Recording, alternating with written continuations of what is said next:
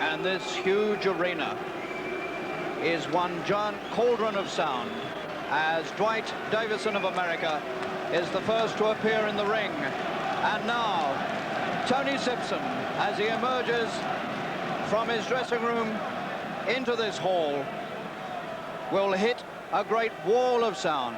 Sibbo, Sibbo, Sibbo, they'll cry. Almost everybody in the place is on his side.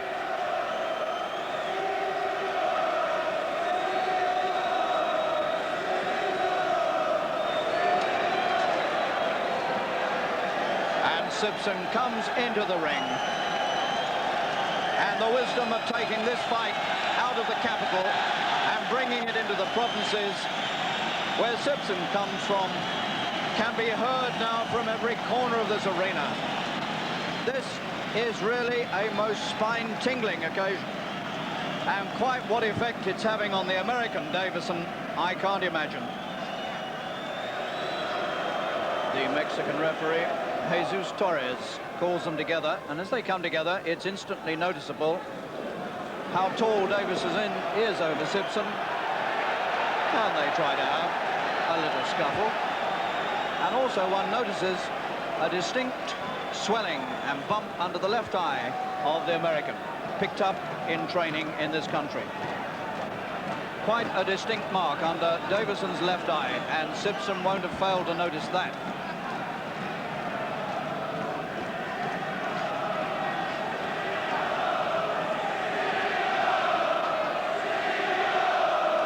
The place alive with excitement, electric atmosphere.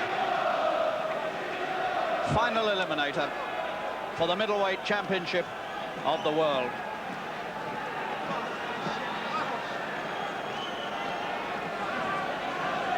For round one. Sibson, 5 feet 8 inches tall. Davison, 6'1".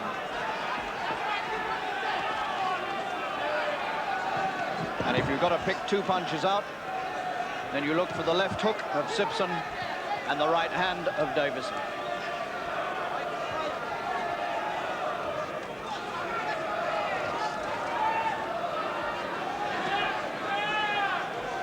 And Sibson's problem instantly clear.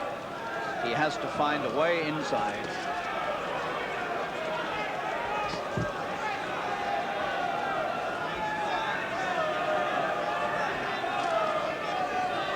The American with just 1 defeat in 33 professional contests. Sibson, 3 defeats and 1 draw in 48.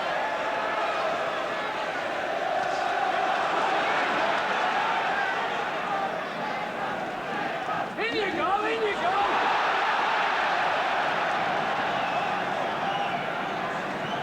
Flurries, Tony, flurries.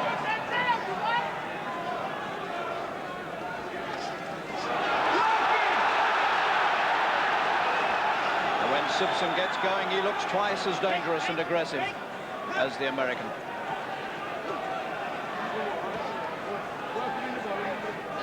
Davison's been well primed about the left hook.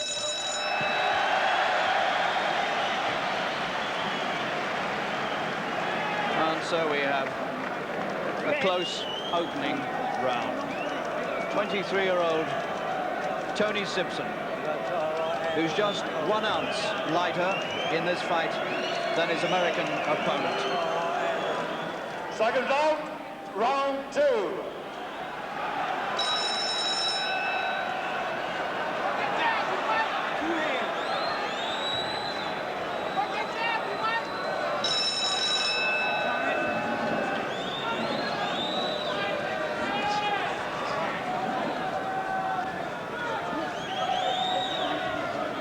In recent months, Sibson has found a new policy in fighting, and he calls it total destruction.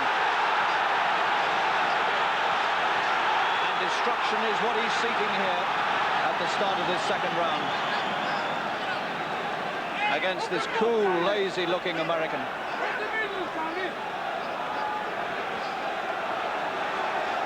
The American, a former Golden Gloves amateur champion in 2 states.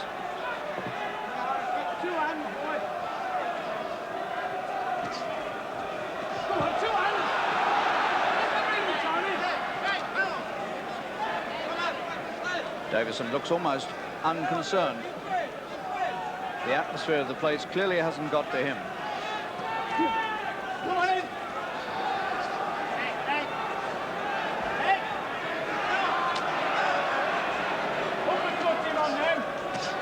Good left hook. Sibson gets it in over the top, despite the lack of reach.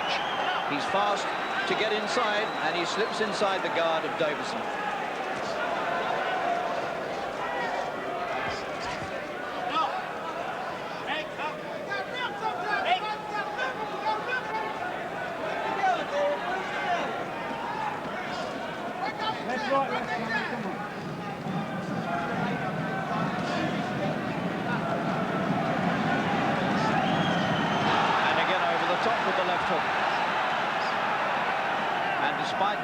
The American superior reach and height, Sibson is having no trouble getting inside.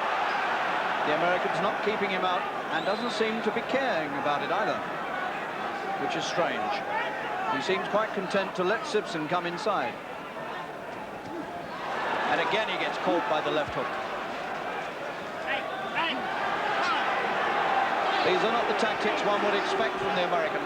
With that height and reach, surely you should make a long-distance campaign of this instead of mixing it. And Sibson supporters, the men from Leicester, know very well that Sibson has just had an excellent round. Let's have another sample of the Sibson left hook. Here we are. There's a beautiful left hook over the top, and you see, despite the man's height and reach, there was nothing he could do to keep that out, and there were several more like it during that second round. Second out, round 4. Sibson waiting for him in the middle.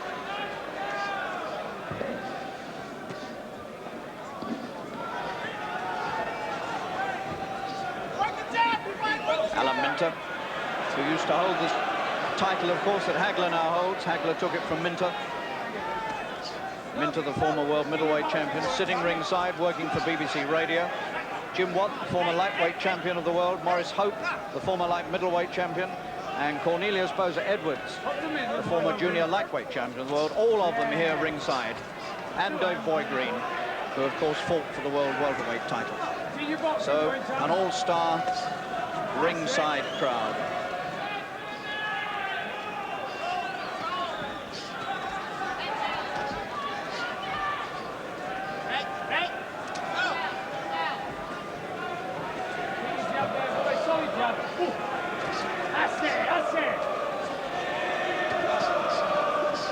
Davison trying to pick him off with the left, but he can't keep him out.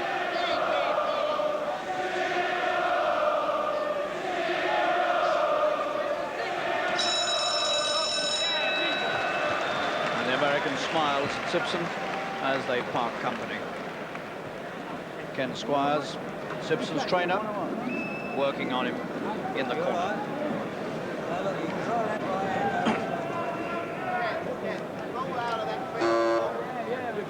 Second down, round 5. The fight scheduled for 12 rounds.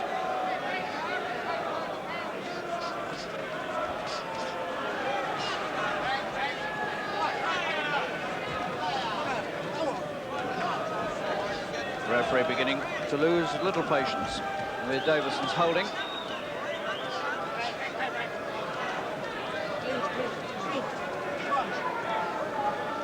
See for yourself the mark underneath Davison's left eye, which he certainly didn't arrive in the country with.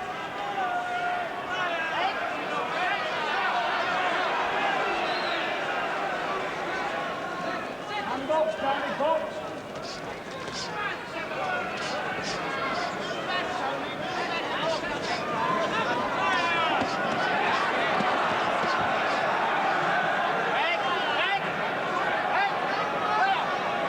Davison keeps this supreme coolness about him, looking totally unconcerned, as though it's just any old fight at all, instead of being the road to riches.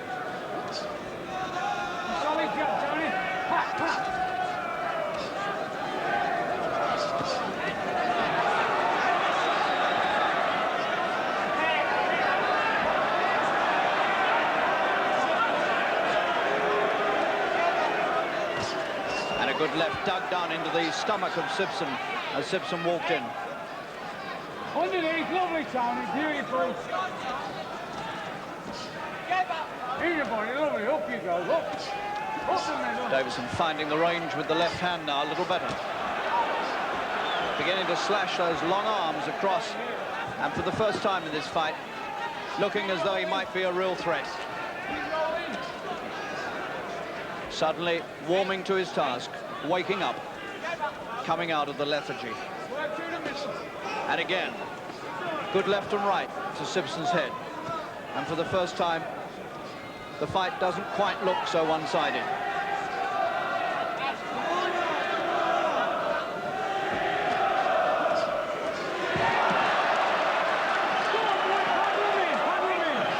Davison grins again as he takes a left hook. Good round.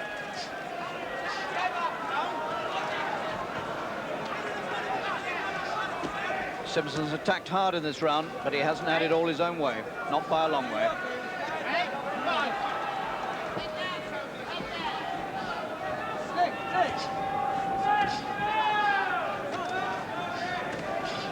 Up you go, Tony, up you go. Up the middle, Tony. So for the first time, Davison makes a real effort and looks to be a little more in the fight. Well, it wasn't before time, because the way things were going, Davison was going to fall so far behind that he'd have a job to catch up unless he could actually stop Sibson. But now suddenly he looks to be more in it. Second out, round 6.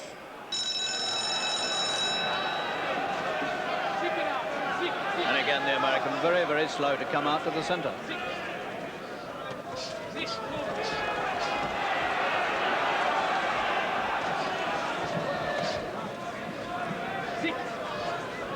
You can hear the word stick, stick, coming all the time from the American's corner. That's the instruction for him to ram the left hand into Sibson's face. But he has to hang on as Sibson gets at him again. The sixth. Up the middle.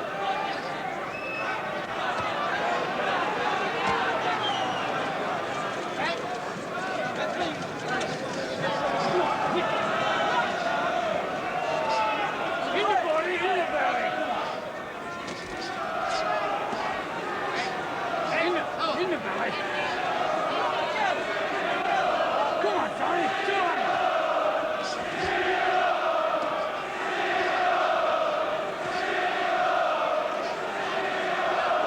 And noticeable now that Sibson has to take rather more punches in order to get his favorite position inside, the only place where he can get to work on this American. Double it up, Tony, double up. In the body, in the head.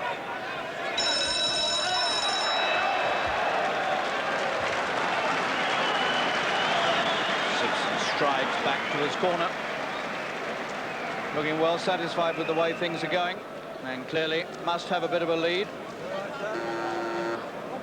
Second out, round 7. So we now move into the second half of the scheduled 12-rounder.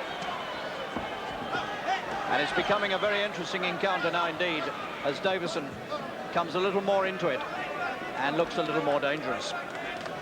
But Sibson, having made as good a start perhaps as he could have hoped for, stretching out a lead over the first few rounds against this 6-foot-plus American. And the American was almost too slow to get out of the way of that swinging right hand.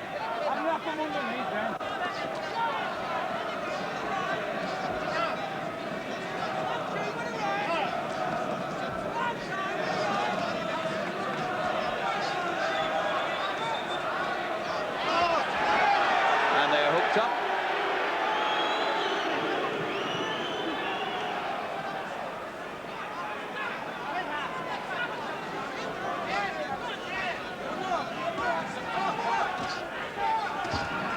One would have thought that with good footwork and all this reach advantage, Davison could have nipped around this ring and kept Sibson away from him, but he's never succeeded in doing that. In fact, he's never tried to do it. But again, Davison attempting the 1-2, the long left, and then the chopping right hand downwards, where he has to go with it against the much shorter man.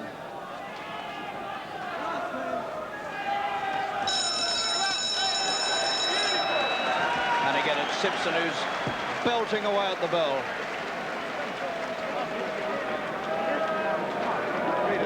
Well, by my reckoning now, Davison has got plenty to do if he's going to win this. Seconds out, round 8. One of the most impressive things about Sibson tonight has been the complete lack of awe about the occasion and about the opponent. He stormed into him from the first. He looked composed when he got in the ring, and he's looked dynamite since he started, and taken that name away from Davison, who's known as Dynamite, Dwight Davison. But he hasn't exploded much tonight so far. Put the right hand on, man. Over the top of it. Yeah! And still he grins as Sibson finds him. Keep working, my son. Oh, there was the left hook. And he grins again. But he felt that. I felt it here. And he's looking very slow now, Davison. And he's getting himself trapped on the ropes. And he looks as though he's anywhere but here in the ring with Sibson. And he grins and taps Sibson sportingly as the bell ends it. He was hurt. That was a cracking left hook. Let's have another look at that left hook. It really was a punch. Watch this one come over on top. There it is. Right on the side of the jaw. And Davison, although he grinned, was quick to grab inside and rest his head on Sibson's shoulder. And once again, he's very, very slow to come off the stool. The 9th.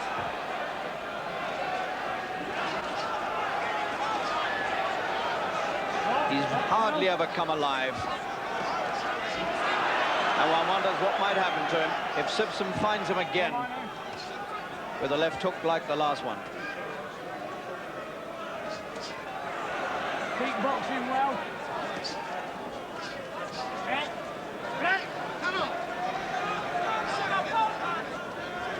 Work it up the middle then, yeah? Sibson now with a very clear lead indeed. Little combination. He must make no mistakes now. The fight is within his grasp.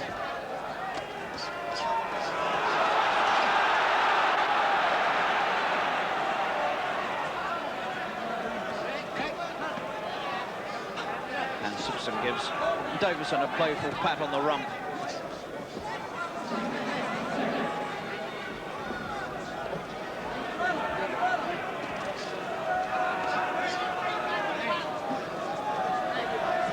He looks dreamy and dazed, Davison. Underneath, Tony, that's it. Rip them on the middle.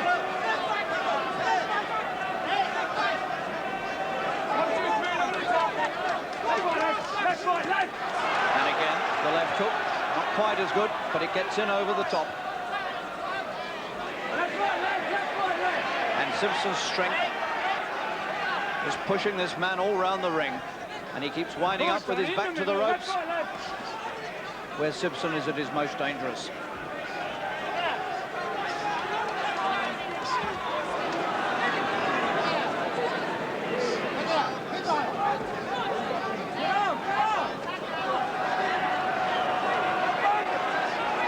And the counters from Davison look a bit feeble, and they miss.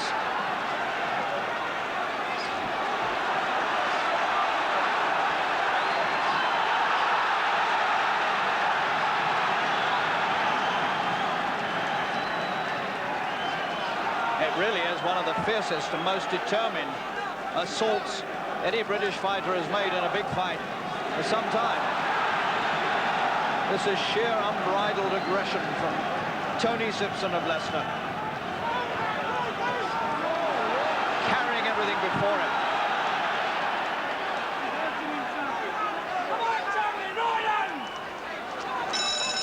Three rounds to go and victory's in sight for Sibson. You don't need me to tell you, you only have to listen to the noise from this crowd in the National Exhibition Centre in Birmingham. Seconds out, round 10.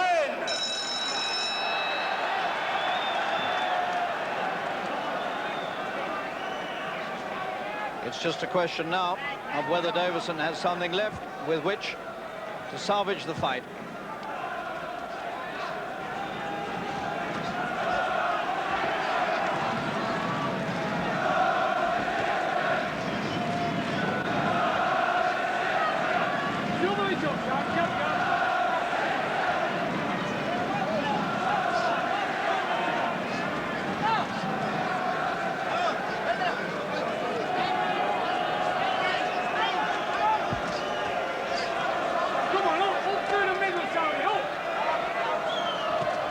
That was a good left from Davison. An unexpected jolt from the left hand.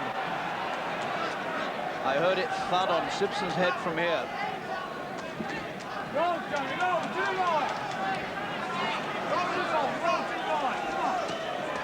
Sibson getting the hand signs from his corner to circle.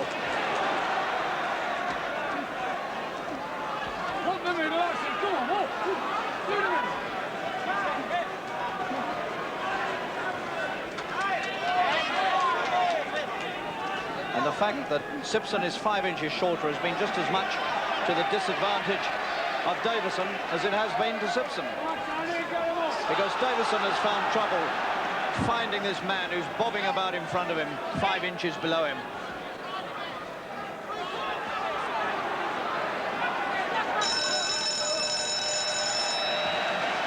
And it's a disconsolate-looking Davison who goes back.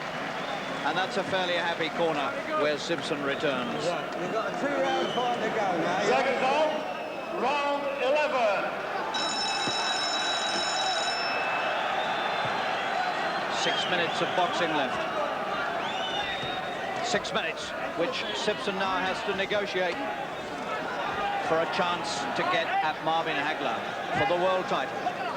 6 vital minutes in the life of this young man, only 23, who's come almost from nowhere in the last few years to world prominence.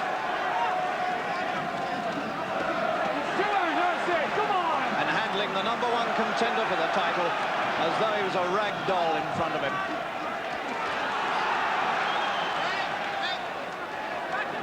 Come on, Tony, keep working hard. 2 hands, 2 hands.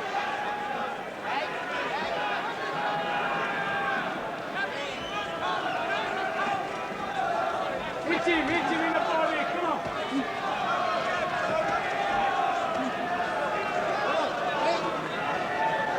Keep rolling and hooking in the body. Roll him up.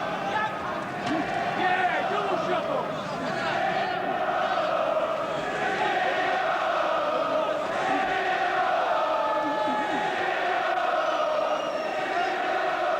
This crowd rehearsing itself for an almighty celebration. That's it, boy, roll him up. 2 hands, Tony. 11,500 people who are going to erupt when Sibson gets this decision, as surely he must if he just carries it through now, through this last round and a half.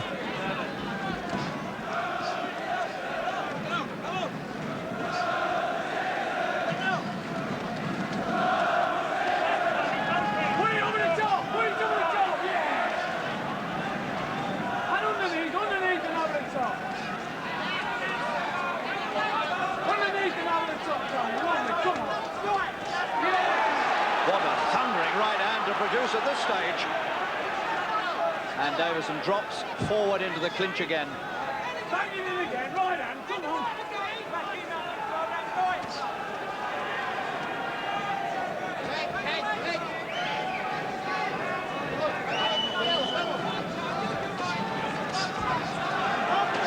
And again, the left hook this time gets over the top. And Davison flings punches back, but he can't make them tell. And Sibson is making so many of his tell. Come on, Tony.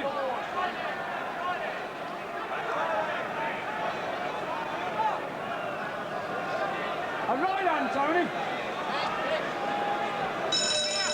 The end of the 11th.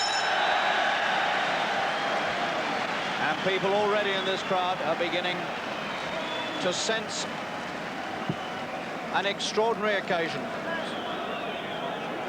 There was one right-hander in that 11th round that really was a block-busting punch, and this is it. As the referee withdraws, just watch this right hand come over from Sibson. Look at that. And Davison, believe me, did well to survive that. And now listen to the racket coming up from 11,500 people packed into this exhibition centre as they get ready to celebrate a Midlands victory. Second round, 12 and last round.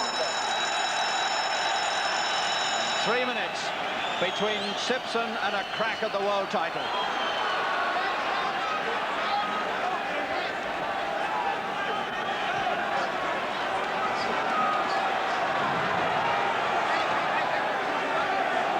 This country has done well in the last 30 years in the Middleweight Championship. We've had Randolph Turpin, Terry Downs and Alan Minter as world champions. And Sibson tonight has proved himself a worthy contender for the title with his performance against the leading contender in the middleweight division.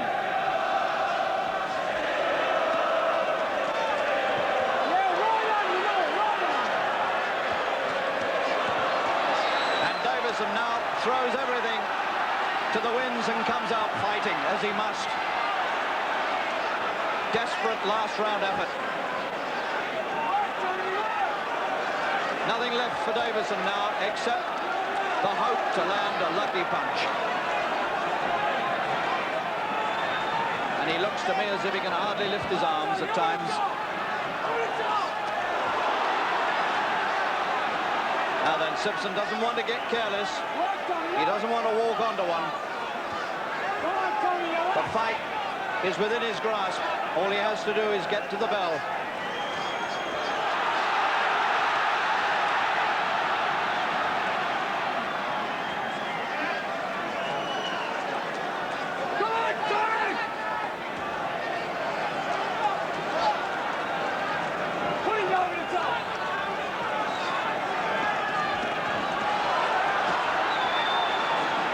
It's a brave effort by Davison in this last round.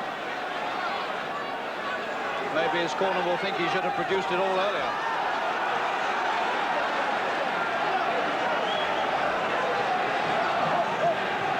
We're in the last 60 seconds. And listen to this.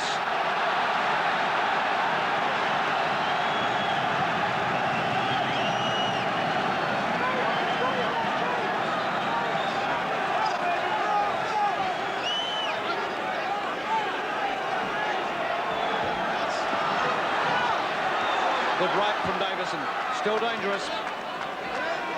A lost cause though, 30 seconds. And the head's cracked. And there is an almighty stamping of feet and roaring of voices as the seconds tick away to the final bell. And Sibson has done a job for Britain tonight.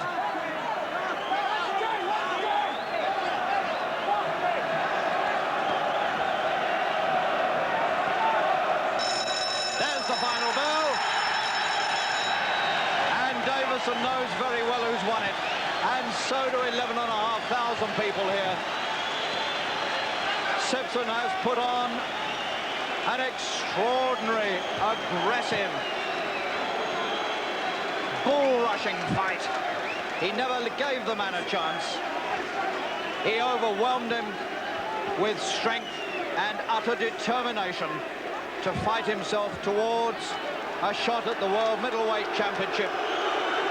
And all that remains now is the formality of getting the decision from the judges. Ladies and gentlemen, Judge Velasco scores it 118 Sibson, 112 Davison.